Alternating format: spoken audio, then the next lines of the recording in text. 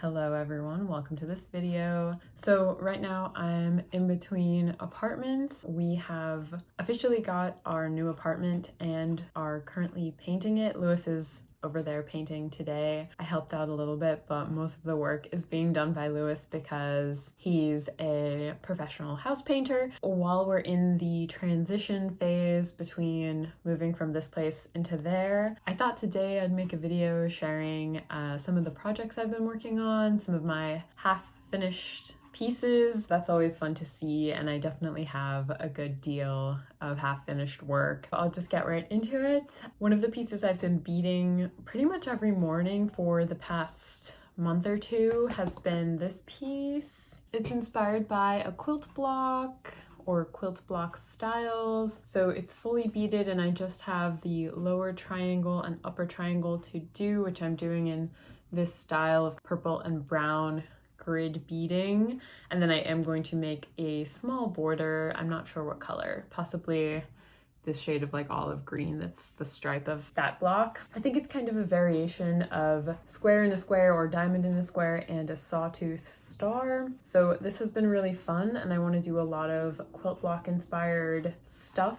I actually have a few small hoops with little quilt blocks drawn out and they look very simple, but I figured I could bead patterns into them, and I want to make a lot of smaller pieces in the style of this intense beading so that I can have some affordable pieces in my shop. Another piece that I've been working on, it's a lot of hoops that I've been doing, but I do have some clothing pieces to share as well. I've been doing a lot of angel mandala inspired pieces, and this is one of them. You can see right there is one hanging up on my wall behind me. This is another one I'm working on that's inspired by a fountain angel type of thing. I think I initially intended for it to be oriented this way, and then I decided to flip it upside down. I'm just finishing a gradient from dark blue into paler blue into this green shade at the top, and then I'll have to bead the center. I think this piece is going to be called Inner Light, so the inside's probably going to be like a star bursting with light. We'll see. And then because I'm making so many large pieces like this that are really time consuming, I also want to make smaller versions of them.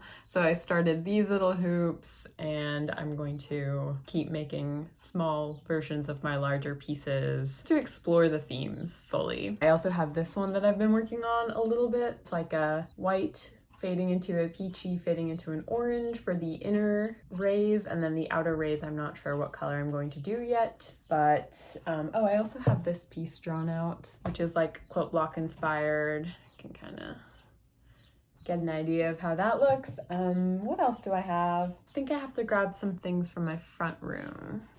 Okay.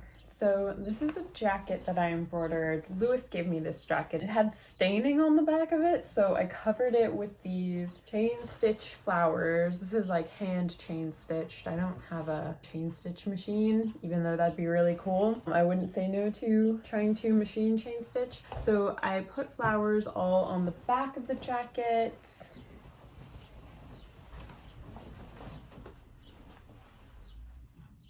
That's how that looks. And then as I was working on this, I did notice that one of the sleeves has paint splattered on it.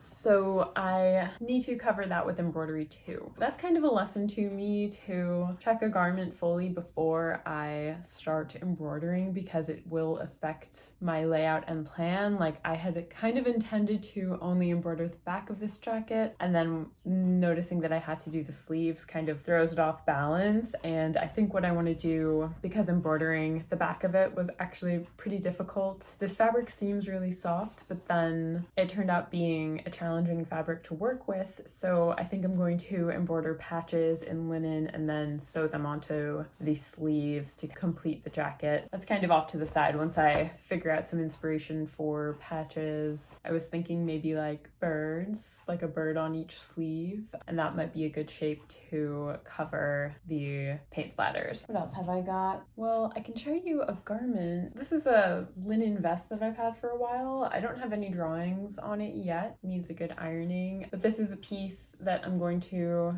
embroider soon, and I'm not entirely sure what to do on it yet because I've been really inspired by more graphic designs like the quilts and Bauhaus and even like Gustav Klimt. And then I thought maybe it'd also be fun to do very classic embroidery like florals all over it. I'm not sure. What do you guys think I should do? I love linen pieces. Now that it's spring, I'm busting out all my linen and trying to source some cool garments to embroider. This will be fun. I think a lot of my stuff is packed away right now because of the move. Oh, I do have this one piece. I'm not sure if I've shown this before. This is my goddess pillow embroidery that I haven't made any progress on. I think I made a reel sharing how I embroidered this owl, and then I have a bunch of other symbols that I want to embroider, and this has just been sitting to the side. This is like the front of a pillow piece, and I have a back cut as well, and I have the pillow form already as like a little special accent pillow, but I haven't done any work on it. That's something that I want to get back to once we're settled into the new place. And I'm not sure if I've shared this before either, but I have this piece that is inspired by summer solstice, I think. I started it last year. I can't remember if that was my true inspiration, or the sun tarot card. It might be hard to see my drawings because they're softly done in a red micron, but there's a sun and some flames that I already embroidered, a butterfly, and some sunflowers. But haven't gotten very far, so that's a piece I'd like to get back to so that it can be ready for this year's summer solstice, which I'm sure will be here in no time. Oh, and then I'm not sure if I've shared this. It's possible that I've shared this, a necklace that I started beading, and I finished the beading aspect of it, and now I need to actually finish it and turn it into a necklace. So I got this polyester horsehair kind of fabric from the Resource Exchange that I will sew this to really stiffen it, and then I'm going to sew down the back of it, like hem it, maybe put some silk on the back so that it looks nice. Yeah, I want to make a bunch of these, but they are super time intensive, and they're kind of inspired by Gustav Klimt or Amélie Flaugier, and I started a red version, but I haven't gotten very far. Literally just have, I don't know, a few beads on there. That's the beginning of it.